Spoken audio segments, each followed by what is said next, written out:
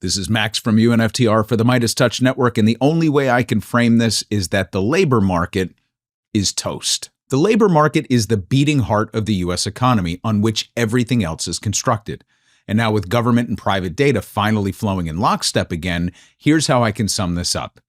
Even the good news is bad, in that some figures aren't as bad as predicted, but the reasons behind it are actually pretty bad. And I know I just said bad a lot, so it's on me to contextualize this. The long and the short of it is that the top of the K-shaped economy is pulling further and further away from the bottom. And the administration is about to undertake some really reckless economic programs because they are hell-bent on turning this country into a feudal society with lords and serfs. And there isn't a lot we can do about it in the short run, but knowledge is power, and there is a blueprint to move forward if the Democratic Party has the courage to follow it. You ready to go through it all? Me too. So let's go. Okay, we're going to do some layering to show how easy it is to cherry pick data and tell the story that you want. So let's start with the government data that ostensibly wasn't all that terrible. These are initial jobless claims. Now, the market was predicting between 200 and 220,000 initial claims this week, so when the figures came in at 191,000, it was cause for celebration. There was some chatter that this might not be fully baked because it included Thanksgiving, but I'm going to pour water on that because I went back to look at Thanksgiving week historically, and there really aren't any material differences. So we'll chalk this one up to a win, sort of. Now, the next big government release was continuing claims. Here again, it was a muted release with 1.9 million continuing claims, meaning people who remained on the unemployment rolls. So this was also taken as a somewhat positive sign because it was just under what it was the week before. Now, I'll give you the last piece of government data that Wall Street and Trump economists will point to that the labor market is holding up. Actually, here's how they say it. Wall Street will characterize it as softening. Fed officials will say that there's a structural weakness, and Trump officials will say that labor's resilient. That's what makes this so hard to parse sometimes. So here's the last piece. This is prime age labor participation. We've shown this one before, but it's important because this is what labor economists at the Fed and the administration really look to in order to gauge the health of the labor market. So I'll show you why they don't think the sky is falling, but then I'll unpack why this number is no longer as relevant. And the fact that we build our economic models around it is entirely problematic. This is the labor market participation between the ages of 25 and 54. This is the most productive segment of the population in terms of earning potential, the core consumer in the U.S. economy. So you can see that the participation rate is still near peak levels. To put this in perspective, let's quickly look at the total participation rate. This is the workforce above the age of 18, the total participation rate. This is where you can discern some structural weakness because since the pandemic, the participation rate hasn't been this low since the mid-1970s. The question is, does it matter? And the answer is yes, very much so. And here's why. This is the total population between the ages of 25 and 54. And what you'll notice is that this cohort has been essentially flat since the financial crisis. And these aren't correlated, by the way. It just means that the population trends have begun to level off around this time because older boomers started to age out of the prime labor participation window and millennials had yet to fill the gap. So this means that as a percentage of the prime age population, a relatively flat participation rate in this cohort is actually less than it appears because the size of the cohort itself is getting smaller.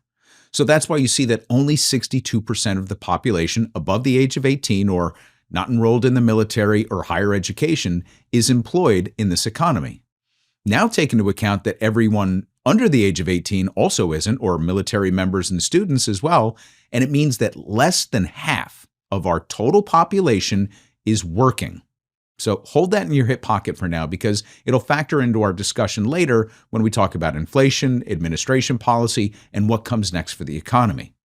Now, these releases might not square with the larger sentiment around consumer confidence and jobs, because on the whole, it looks like everything is stable and the labor market isn't falling off a cliff. And that's why I wanted to start with these top-line figures, because the story here isn't about the headline numbers. The story is what's cracking below the surface. So that's our baseline for the discussion. So now we can get into some nuance. Okay, so let's talk about the nature of work.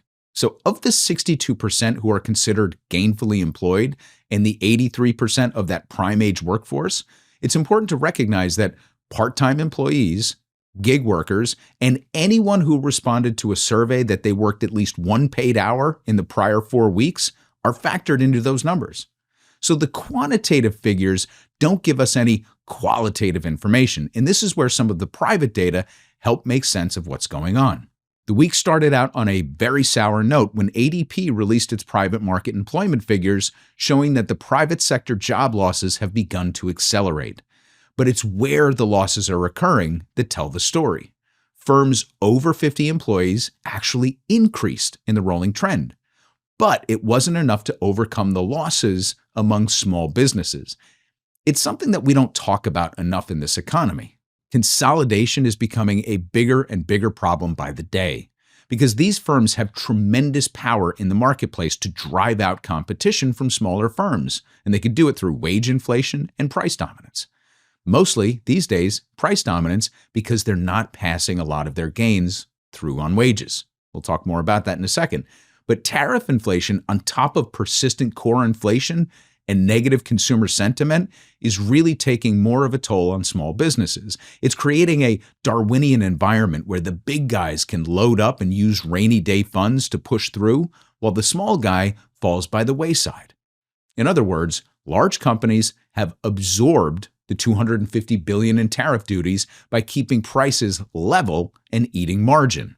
But the little guys, they don't have that flexibility. They just don't have it to give.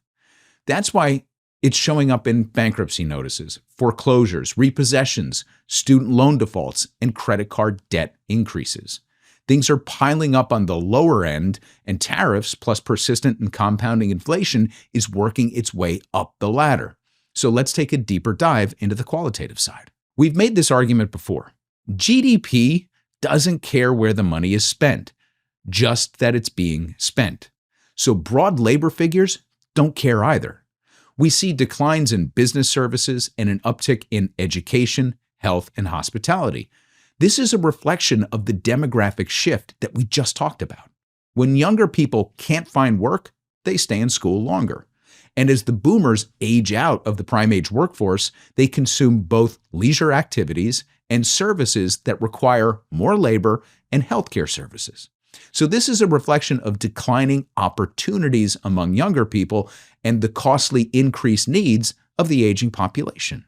In terms of what we traditionally consider GDP-boosting economic sectors, it's even more obvious. This isn't a one-off. This is a continuation of a trend over the past year. Despite all the attention and the publicity around reshoring and manufacturing protectionism, the fact of the matter is that we have no industrial policy beyond tariffs, any policy that would shape some sort of comeback in the trades. Moreover, inflation hit raw materials especially hard, and the Trump administration has rescinded most of the renewable energy credits that were being utilized to spur growth in things like EVs, solar, and wind. Not to mention the uncertainty around the future of tariffs, given the possibility that the Supreme Court might strike them down, has essentially frozen corporate decision-making. Meanwhile, the rest of the world isn't staying still. Countries like Canada have begun to forge new industrial trade relationships. China is deepening its ties in Africa, Latin America, and parts of Europe. The United States created globalization only to just remove itself from the board when it finally came to fruition. It's the ultimate self-inflicted wound if ever there was one. Now, our last piece of the labor puzzle is planned hirings and planned layoffs. And once again, we have private survey data that tells us a lot about the state of the underlying economy. The recent Challenger Gray and Christmas report showed that private sector layoffs in November were down from the staggering announcements in October. But the year-over-year comparisons were dismal, as layoff announcements in November were up 24% from November of 2024. All in through November, corporate layoffs are over 1.1 million compared to 720,000 from the year before. While December remains to be seen, Challenger previously noted that holiday hirings are set to be the lowest since 2009 during the global financial crisis. So when these numbers shake out, it's clear that layoffs are going to be almost 30% higher for all of 2025. Last point before we look at the labor market another way. Immigration reform and mass deportation. We're just beginning to learn what the American economy feels like without a normal flow of immigration. 2025 will be one of the only non-war years on record where we experience negative migration. And there's no question that this is impacting the labor market data because immigrants on temporary work visas are usually a huge factor during things like the harvest season in farm country and during the holidays when temporary labor surges. This doesn't even speak to the student and work visas that bring in highly skilled workers to urban centers to work in areas of research and finance, tech, and medicine. So my guess is that we'll start to see research by early next year on what it means to the broader economy. Anecdotally, however, I don't think it's a stretch to suggest that one of the reasons that the jobless numbers haven't blown out on an absolute basis is because of immigration. And there's the double-edged sword. Proponents of Trump's heavy hand will point to this as evidence that immigrants were indeed taking jobs that would otherwise be done by native-born Americans. Prepare yourself for that argument. But on the flip side, counter it with economists at the Fed and other places will look at this as a disaster because the dirty little secret about our economy is that we rely on low-wage migrant workers to suppress wage growth and quell inflation. Now, let's square these thoughts. First of all, welcome to capitalism. Capitalism thrives on the exploitation of workers. In fact, it demands it. See, the reason that nativists and white supremacists have long remained just on the sidelines of the Republican Party, meaning allies in spirit but not in practice, at least when it comes to immigration, is that the conservative, libertarian strain of the party also believes in capital and worker exploitation. It is fundamental. There has to be a bottom of the food chain for this version of capitalism to thrive and feed the top. The very notion that we're not seeing wage growth at all levels of the economy is exactly evidence that this labor market is incredibly weak. Our economy is shrinking. In fact, the only reason that we can report any GDP growth this year is because capital investments and stock market growth are factored into these numbers. If you extract the money that's going into data centers and AI infrastructure and the record stock market gains, we're actually going backwards. So if the economy was growing, we would see incredible upward pressure on wages across the board because of a shrinking population and the capitalist class doing everything in its power to suppress labor demand. Instead, they're behaving in the opposite manner. It's why economists publicly state that they think the era of adding 200,000 or more jobs every single month is over, and that we should expect some months of negative job growth and consider 30 to 40,000 new jobs a banner month. I cannot press on this pressure point hard enough. In just a matter of a few months, Trump has fundamentally altered the nature of economic reporting and might very well have choked out the United States' growth prospects for decades to come. Okay, so that's the story of the labor market in broad strokes, but it doesn't end there because the whole point of wage labor, the whole point of working is to build purchasing power. And that's what brings us to the other half of the equation, inflation. The Trump administration is keen to point out that inflation is only around 3%, and how this is a victory considering it was almost double digits at one point under Biden. But inflation was down below 3% at the end of Biden's term, which means it has ticked up under Trump relative to where it left off under Biden. And more importantly, had the numbers continued downward to 2%, the theoretical Fed inflationary target, it would have meant further disinflation. But what we really needed to get prices back to where they were, to restore pre-pandemic purchasing power, was deflation. Then again, Deflation would mean we had already backslid into an all-out recessionary crisis. So the best scenario that Trump could have hoped for was to keep gradually ticking forward toward 2% while pushing wages slightly higher to achieve the mythical soft landing that we always hear so much about. But here's the problem with all of it. The red line denotes cyclical components of core inflation, what they call PCE. This is the preferred measure of the Federal Reserve in making rate adjustments and policy decisions. These are sensitive to economic conditions like housing and food. You can see that line has retreated, but it remains much higher than the others at around 4%. The light blue line is acyclical, such as healthcare and financial services, and that's hovering in the low 2% range. And when you put these figures together, it gives us that core PCE range of near 3%. So the biggest problem for the average consumer is that cyclical number, food and rent. These are absolutely murdering us. And the thing about it is that it's non-transitory and compounding inflation. In other words, inflation that never left. And here's the key.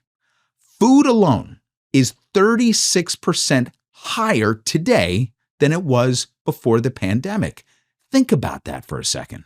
Now, here's how administration officials gaslight us into thinking everything must be okay, because they put all of these headline figures together. They'll say that the unemployment rate is virtually the same at around 4.3%.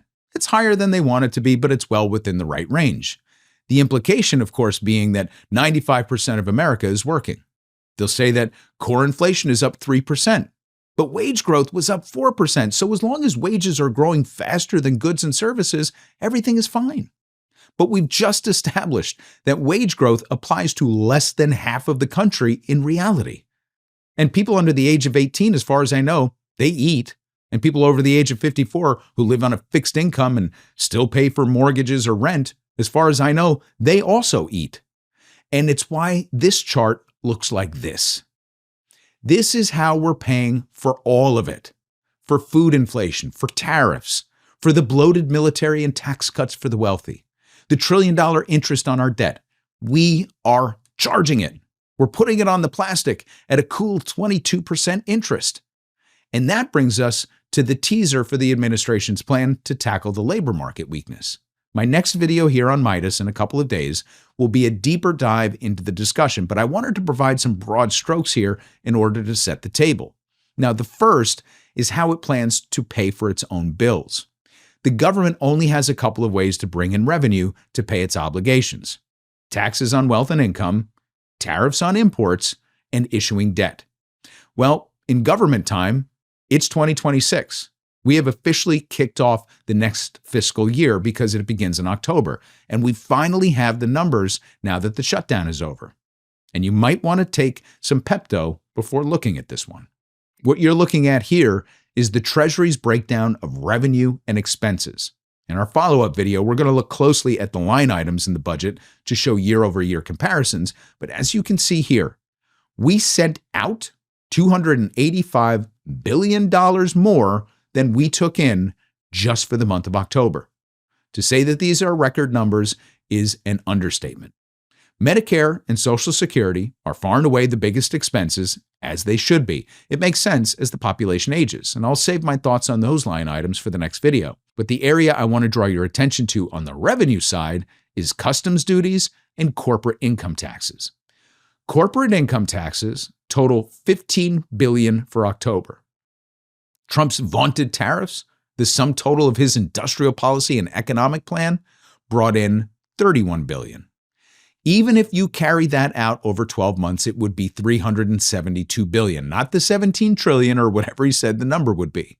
Certainly not enough to give every American a $2,000 dividend.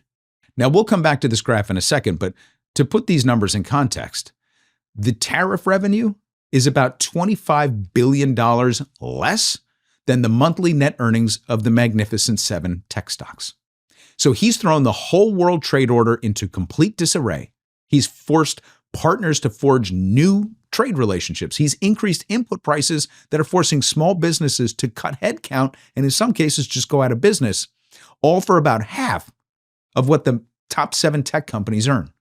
And the reason I'm pointing out the corporate income taxes is because they're half of what we brought in through tariffs. So now let's go back to the chart. Again, we're going to dive into this in greater detail in the next video, but I want to draw your attention to the expense side of the equation now, specifically to national defense and net interest, the biggest outlays that are next to Medicare and Social Security. $100 billion on national defense takes us to a trend of $1.2 trillion over the year. All of this just to blow up fishing boats out of the water in the Caribbean so Pete Hegseth can jerk off to drone footage and feel like a man. And $91 billion to service our ever-expanding debt. That's the part that's getting out of control and brings us back to fiscal policy. Again, we're going to spend more time on this part in the next video, but I'll give you a sneak peek to illustrate how dicey this is getting for the Trump team. This is the yield on our 30-year Treasury bond. It will not come down. It is still hovering near 5%. And this is the 10-year. It too refuses to come down and is stuck above 4%. Now, investors look at these premiums as safe harbor. It means that bonds cost less but pay more. So yay for investors. Now, that's a good thing if you think that inflation is going to be less than these yields over that time horizon. But what it means for the issuer is that the market thinks we're a risky bet. In other words, these yields mean that the global market thinks the United States is a risky investment. That's why the Treasury is letting the long-term treasuries expire at maturity and are issuing more and more short-term debt at a greater frequency. The shorter the term, the shorter the yield, because there's a reasonable expectation that you'll have just enough margin to hedge against inflation. So I guess we should check out what the short-term yields look. Oh boy. Yep, that's right. Even the short-term yields have come up off of the floor. This is the Treasury pickle. By cutting taxes on corporations and the wealthy while maintaining spending at such high levels, the administration has guaranteed increasing and persistent structural fiscal deficits. It said it was going to spur manufacturing growth by making foreign goods more expensive through tariffs, but all it did was make existing manufacturing less competitive by driving up raw materials and components. So we're losing jobs, which means we're losing more income taxes from the middle class, which means deficits are going to increase, which means more debt issuance. And more deficits mean we're a risky bet, which means higher yields on our debt, and so on and so on. This is a vicious cycle of sheer stupidity. So here's the highlights of our next video that will speak to the administration's plan. They're going to keep tariffs on. And if the Supreme Court rules against them, they have a plan already in place to work around them. So one way or another, they're committed to them. They also believe that tax rebates are going to be so stimulatory from no tax on tips and Social Security that the average American is going to receive a refund of $1,000.